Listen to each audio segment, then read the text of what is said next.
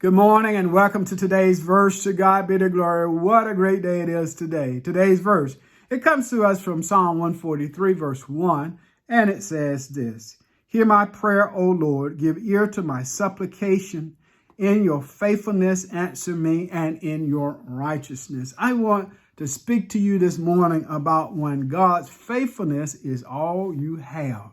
Imagine a child running to their parents in the middle of the night after a bad dream. Now, the child doesn't come with some fancy words or long explanation. They simply cry out, "Mom, Dad," trusting that their parents will hear and respond to them. Not because the child deserves it, but because the parent loves them and is faithful. Now, that's how David approaches God in our verse, with childlike desperation and deep trust. Psalm 143 is one of David's penitential psalms when during a time of deep distress, likely when he was being pursued by his enemies such as Saul or Absalom.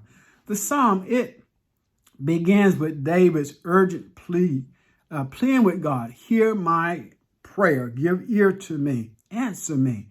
David does not appeal to God based on his own merit or his own worth or his own righteousness, but on God's faithfulness and his righteousness. David knows he doesn't deserve God's help, but he trusts God's character, his loyal love, his hesed love and commitment to his people.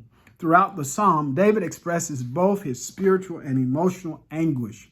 He feels crushed and in darkness, verse 3. He feels overwhelmed, verse 4, and is desperate for guidance and deliverance.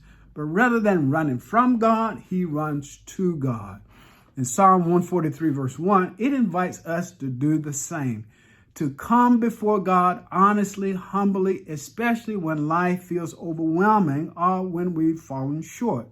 We don't have to come with perfect prayers. We can come depending on God's faithfulness to listen and respond. You know, we live in a world where performance often dictates value. Well, this verse is a fresh reminder that God responds to us not because we're good, but because he is good.